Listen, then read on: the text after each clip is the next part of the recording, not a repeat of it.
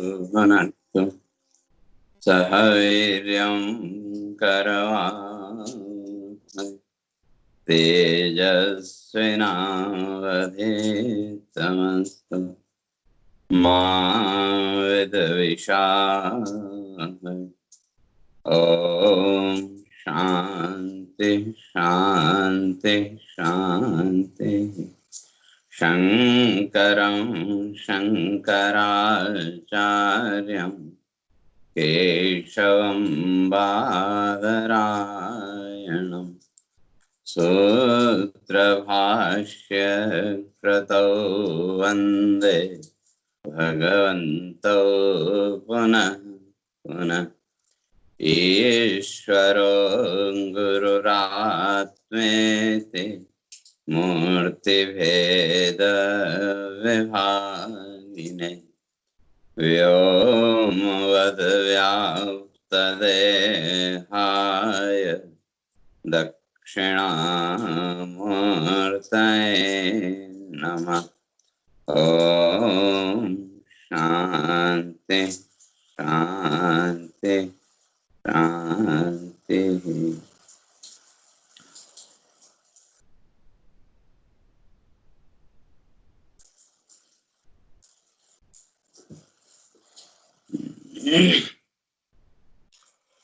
तो भगवान अर्जुन को समझाते हुए इस बात को स्पष्ट कर रहे थे कि वो जो योग की प्राप्ति है, और कौन सा योग,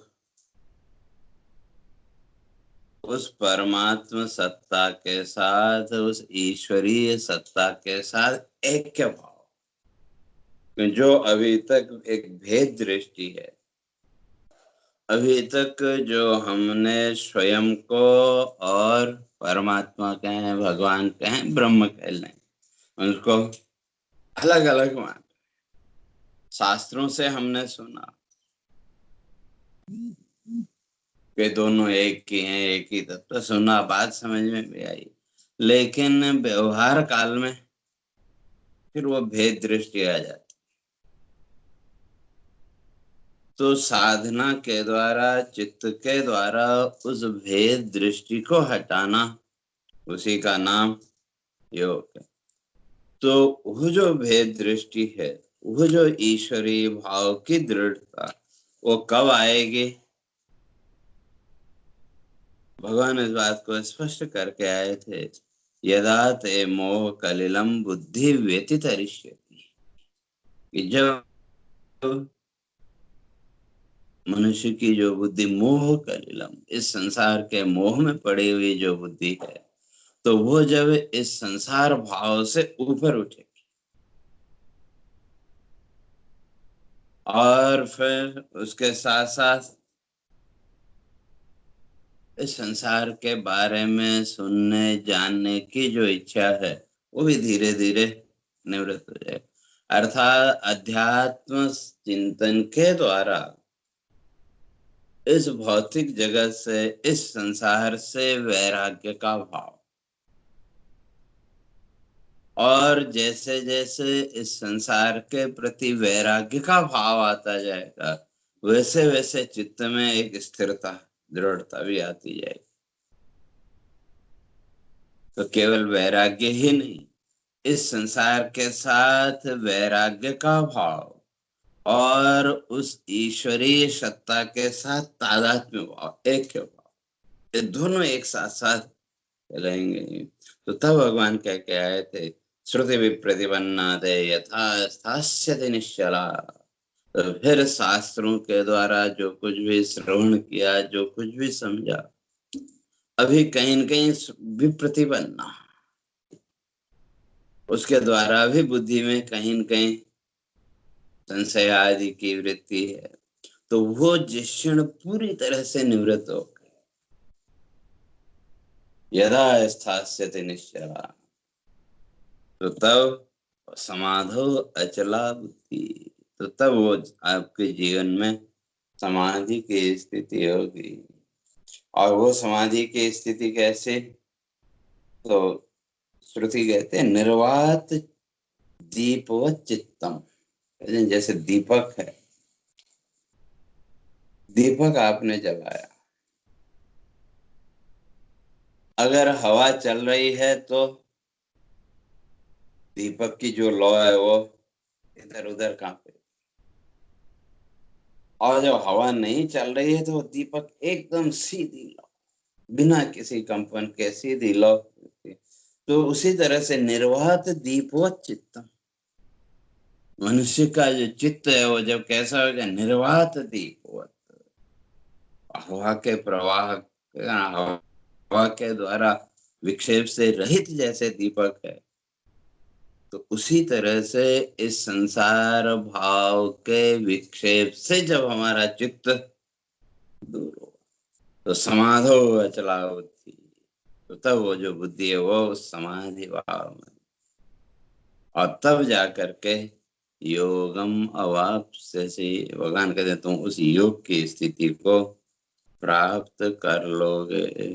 तो कहने का तात्पर्य ये कि जब तक हमारा मन इस संसार भाव में उलझा हुआ है और बुद्धि भी फिर उस मन के अनुरूप, अगर जीवन का विश्लेषण करके देखें, बुद्धि के द्वारा हमने बहुत चिंतन किया, बहुत विचार किया, लेकिन किसके लिए? उस ईश्वरीय सत्ता का विचार या संसार का विचार? कहीं न कहीं इस संसार के विचार में, संसार भाव में ही हम बंधे रहे। तो इसलिए संसार भाव से जब हमारा चित्त, हमारे बुद्धि वृत्ति ऊपर उठ गई, तो भगवान कहते हैं वो ईश्वर भाव, वो तादात्म्य भाव जीवन में आ जाएगा। तो तब यहाँ अर्जुन फिर प्रश्न कर रहा है कि स्थित प्रज्ञस्य का भाषा समाधिस्थस्य केशव, स्थित धी किम प्रभासेत किमासीत व्रजेत किम। अब भगवान ये तो बात ठीक है, लेकिन स्थित प्रज्ञस्य का भाषा, फिर जो साधक है उस साधक की पहचान क्या हो? या हम भी जब उस साधना के क्षेत्र में आगे बढ़े तो उस साधना के क्षेत्र में हमारी स्थिति क्या हो? हम कैसे जो है तो उस स्थिति को जान पाएंगे कि हम उस रास्ते पर चल रहे हैं कि नहीं चल रहे? तो इसलिए अर्जुन कह रहा है स्थिति प्रज्ञ से का आवास, जो स्थित प्रज्ञ है अर्थात जिसकी बुद्धि उस आत्म भाव में स्थित है, तो ऐसा जो साधक है उसकी का भाषा, उसकी जो पहचान है वो क्या हो? और समाधिस्थस्य केशव, और जो समाधि में स्थित हो गया उसकी पहचान क्या होगी? स्थित प्रज्ञ से। तो कहने का अर्थ यही है कि वो जो साधक है वो साधना की जो पहचान वो क्या हो? और फिर स्थिति किम प्रभासेत किमासीत व्रजेत किम, फिर वो बोलेगा कैसे, अर्थात उसका जीवन का जो व्यवहार है वो जीवन का व्यवहार कैसा होगा, और किमासीत व्रजेत किम, उसके गमन आदि की जो क्रियाएं हैं वो कैसी होंगी। तो सब चीजों का सार ये कि जब ये हमारी जो बुद्धि वृत्ति है अहम अस्मि परम ब्रह्म, मैं ही वो ब्रह्म तत्व हूँ, जब ये हमारी बुद्धि में भाव स्थिर हो, स्थित प्रज्ञा, स्थित प्रज्ञा का अर्थ वही कि जो हमारी बुद्धि वृत्ति है अभी तक तो क्या है, जीवो हम, अभी तक तो हमने अपने आप को कहीं न कहीं जीव भाव में बांध रखा है, और जिस दिन ये बोध हो गया कि अहम ब्रह्मास्मि, मैं ही ब्रह्म हूं, या अहम अस्मि परम ब्रह्म, वो परम तत्व जो है, जिस ब्रह्म तत्व को, जिस ईश्वरीय तत्व को अभी तक मैं अपने से अलग मान रहा था, जब उस तत्व का, ब्रह्म तत्व का अहम अस्मि, मैं ही हूं, इस रूप में जब बोध हो गया, कहते हैं वो जो ज्ञान की स्थिति है, उसको हम कैसे समझेंगे। और समाधिस्थस्य केशव, और जब वो समाधि भाव आ गया, तो वो समाधि भाव की भी का भी बोध कैसे होगा। और स्थिति किम प्रभातेत किम आसीत व्रजेत किम, तो फिर ऐसा जो तत्वज्ञ महापुरुष है, उसका जीवन का जो व्यवहार है वो कैसा हो। ये सब प्रश्न अर्जुन के, तो उसका उत्तर फिर भगवान आगे दे। और एक बात सबसे महत्व की है कि प्रमाण और प्रमेय, अर्जुन ने जो भी प्रश्न किए वो प्रमेय से संबंधित,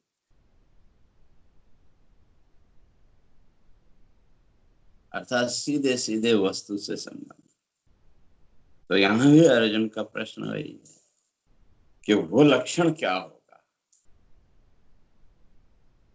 और प्रश्न प्रमेय से संबंधित है, लेकिन भगवान उत्तर प्रमाणों के द्वारा देंगे। यही नहीं, आगे भी। तो क्योंकि जो प्रमेय है उसको कहा नहीं जा सकता, जो तत्व है उस तत्व का सीधे सीधे वर्णन संभव नहीं है। हाँ, प्रमाणों के द्वारा उसका वर्णन किया जा सकता है, क्यों जो तत्व है वो अनुभूति का विषय है, और जो अनुभव है, अनुभव को बताया नहीं जा सकता, अनुभव के बारे में बताया जा सकता। इसलिए यहाँ जो अर्जुन है उसका प्रश्न है प्रमेय के विषय में, लेकिन आगे भगवान उत्तर प्रमाणों के द्वारा देंगे। तो इसलिए कुल मिला के प्रश्न यही है कि वे हम वो जो जीवन की स्थिति, जिन स्थितियों की चर्चा अभी तक करके आए, कि संसार भाव से ऊपर उठना, उस ब्रह्म भाव में स्थित होना, समाधि भाव तक पहुंचना, तो ये सब हम जाने कैसे। तो उसका उत्तर भगवान आगे देते हैं कि प्रजाहाति यदा कामान् सर्वान् पार्थ मनोगतान् आत्मन्येवात्मना तुष्टः स्थितप्रज्ञस्तदोच्यते। प्रजाहाति यदा कामान् सर्वान् पार्थ मनोगतान्, कहते हैं जो साधक सर्वान् मनोगतान् कामान् यदा प्रजहाति, सर्वान् मनोगतान्, मन में स्थित जितने भी कामान, जितनी भी, और कामनाएं पहले चर्चा करके आए थे। तो ये जो कामना है, इस कामना का स्थान कहाँ है। काम और हृदय द्रुमश्चित्रो, पहले चर्चा करके आए थे। ये जो कामना रूपी जो वृक्ष है, ये जो इच्छाओं का जो वृक्ष है, शास्त्रकार कहते हैं कि बड़ा सुंदर है। काम हृदय द्रुमश्चित्रो मोह संचय संभव, ये हमारे जीवन में मोह का संग्रह करेगा। बड़ा सुंदर वृक्ष। तो इसलिए मनोगतान, मन में वो जो कामना है, और मन में कामनाओं का आने का कारण अविद्या, अज्ञान।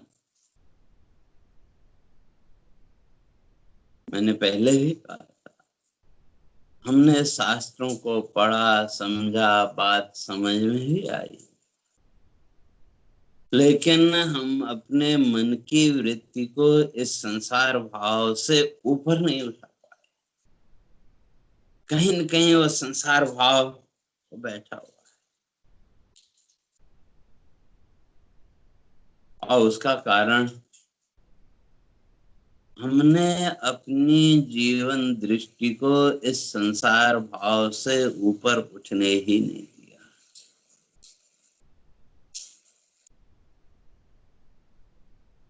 क्योंकि अगर जीवन की बात करें,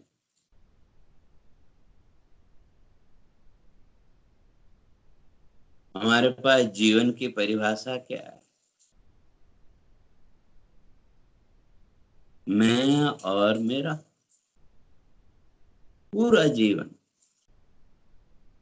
जन्म से लेकर के मृत्यु तक पूरे जीवन का अगर हम विश्लेषण करें, हमने मनुष्य जीवन को बड़ा महत्व दिया, बहुत महत्वपूर्ण माना।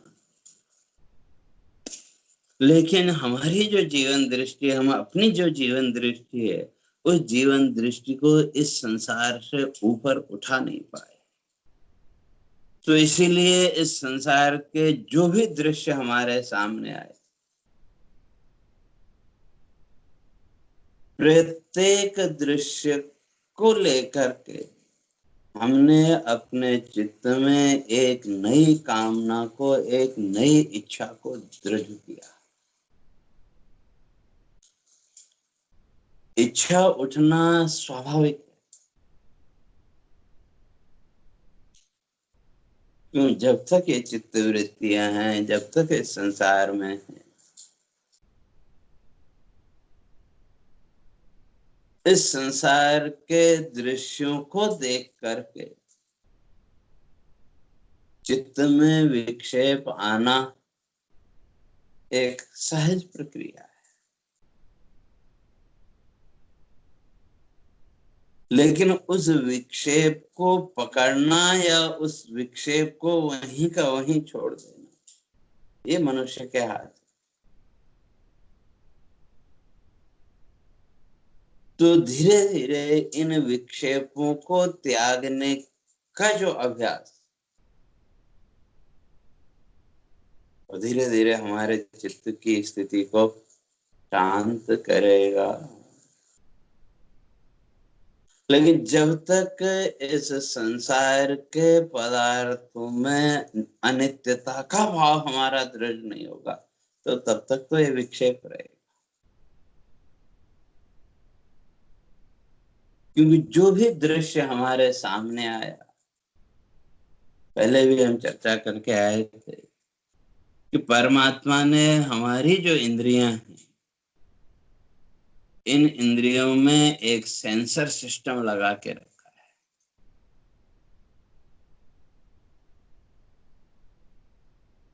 और वो सेंसर सिस्टम क्या करता है?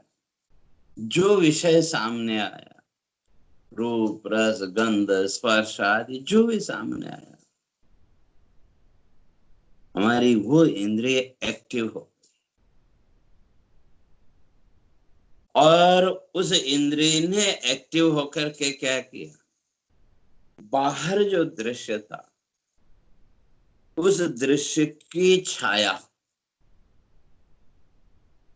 कहें या उसका फोटो कह लें, इमेज कहें, जो भी कहें, वस्तु बाहर है, लेकिन उसके इम्प्रेशंस, उसके संस्कारों को क्या किया? हमारी जो इंद्रिय वृत्ति है, उस इंद्रिय वृत्ति ने उस वस्तु के संस्कारों को, उस दृश्य को, कि जो फोटो है, इमेज है, उसको हमारे चित्त के पास भेज दिया।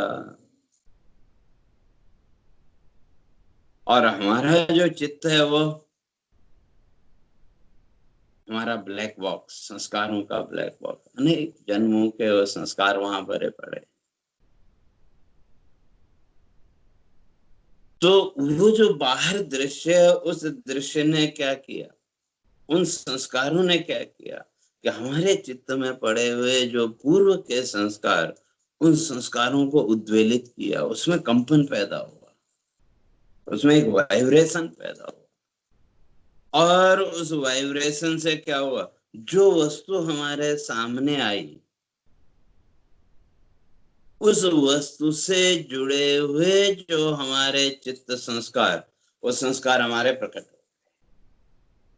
और जैसे ही वो चित्त संस्कार प्रकट हुए, उन संस्कारों ने हमारे अंदर एक भाव को पैदा किया, अपना पराया आदि वो जो भाव है उसको पैदा किया।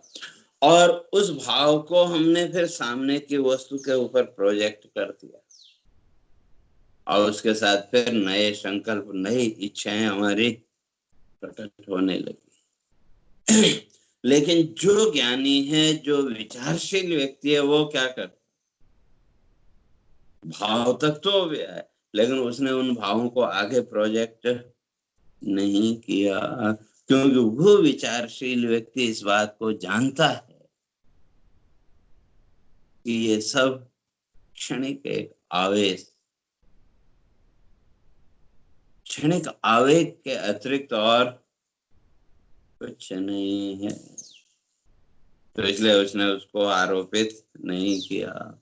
और जो उससे भी आगे बढ़ गया, जो समाधि भाव में पहुंच गया, तो वहां तो फिर ये विक्षेप आदि कुछ संभव है ही नहीं।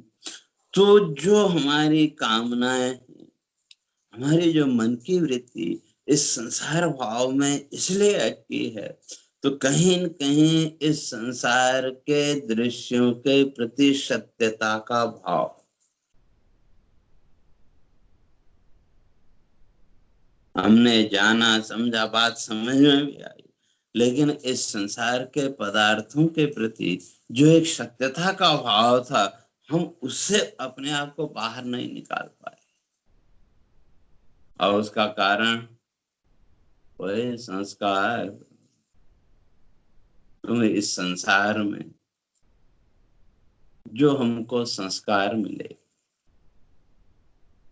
वो ईश्वरीय मिले या संसार के मिले, और वो केवल इस जीवन की बात नहीं, अनेक जन्मों से, न जाने कितने जन्मों से वो संसार भाव दृढ़ होता चला है। हमने ईश्वर की भी पूजा की, ईश्वर की उपासना की, भक्ति की, सब कुछ किया, लेकिन किसके लिए? कहीं न कहीं उसके पीछे भी यही संसार भाव ये बैठा हुआ है। तो इसलिए भगवान कहते हैं, सर्वान मनोगतान कामान यदा जहाति। तो वो विचारशील व्यक्ति मनोगतान सर्वान कामान, इस मन में उत्पन्न होने वाली वो सभी इच्छाएं, सभी कामनाएं, जिस क्षण उन सारी कामनाओं का वो त्याग कर देता है, जिस क्षण उन सारी कामनाओं से वो ऊपर उठ जाता है। लेकिन समस्या ये है कि हमने त्याग करना सीखा ही नहीं, बचपन से भी हमें त्याग के संस्कार नहीं मिले, हमें संग्रह के संस्कार मिले। और जहां त्यागने की बात आई, हमारे अंतर मन में एक डर पैदा हो जाता है,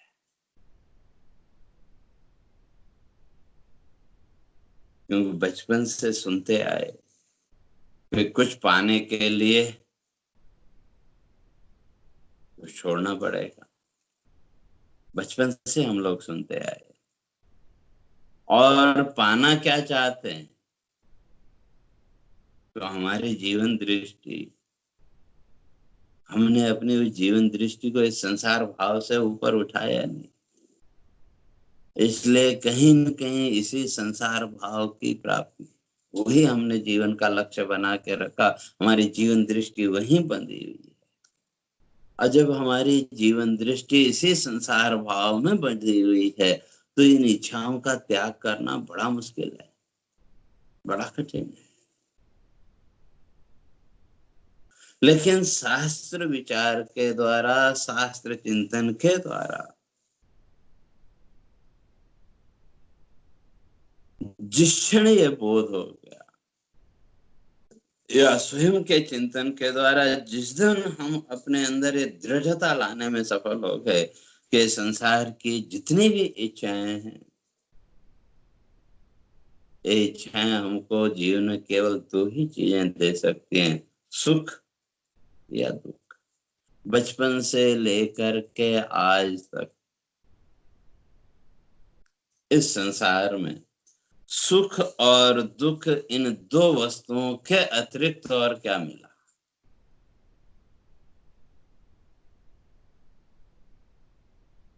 सुख और दुख, इन दो के अतिरिक्त और कुछ नहीं।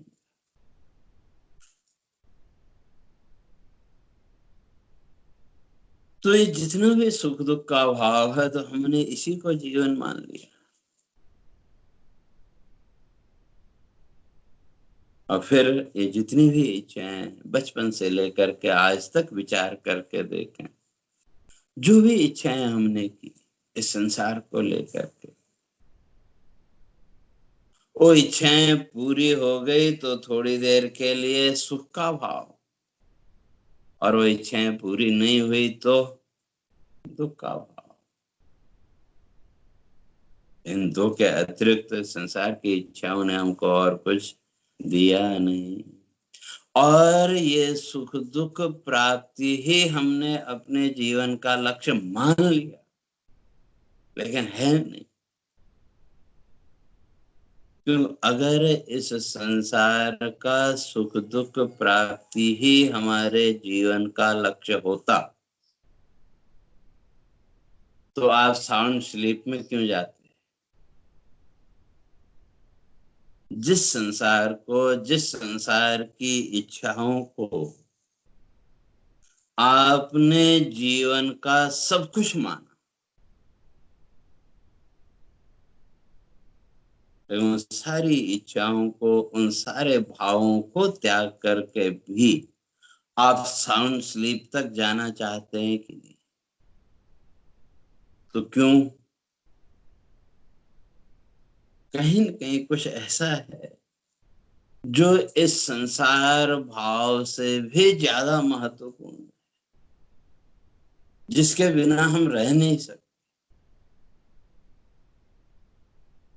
संसार भाव तो आया और गया, दृश्य सामने आए तो हमारे चित्त में पड़ी हुई जो कामनाएं वो प्रकट हो गए, उन कामनाओं ने हमको सुखी और दुखी किया, और दृश्य बदला तो हमारी वो इच्छाएं, हमारा जो संसार था वो भी बदल गया। तो इसलिए ये जो हमारी इच्छाएं हैं, ये जो हमारी कामनाएं हैं, भगवान कहते हैं इन्होंने तो जीवन में सुख और दुख, इन दो के अतिरिक्त और कुछ नहीं दिया। और यथा कामान प्रजहाति, जब वो साधक, जब वो विचारशील व्यक्ति इन सारी कामनाओं का त्याग कर देता है, अर्थात स्वयं को इस संसार भाव से अलग कर लेता है, इस संसार भाव से ऊपर उठा लेता है, तो आत्मन्नेवात्मना तुष्टः, तो उसके जीवन में फिर शांति का भाव, संतुष्टि का भाव, और उस शांति के लिए फिर उसको किसी दूसरे की आवश्यकता नहीं है। जैसे साउंड स्लीप में जब हम गए तो वहां एक तृप्ति का भाव हमको मिला कि नहीं? सुबह से लेकर के शाम तक इस संसार के व्यवहार में, इस संसार भाव में हमको सुख और दुख तो मिला, लेकिन तृप्ति का भाव नहीं मिला। कहीं न कहीं शांति भी मिली, लेकिन वो भी क्षणिक। तो वो जो साउंड स्लीप है, तो साउंड स्लीप तक जाने के लिए हमें अपनी इन सारी इच्छाओं को, अपने इस सारे संसार भाव को पीछे छोड़ना पड़ा कि नहीं? क्योंकि इस संसार भाव का त्याग किए बिना और साउंड स्लीप तक नहीं जा सकते। और वो जो साउंड स्लीप की स्थिति है, वहां हमारे स्वयं के सत्ता भाव के अतिरिक्त और क्या है?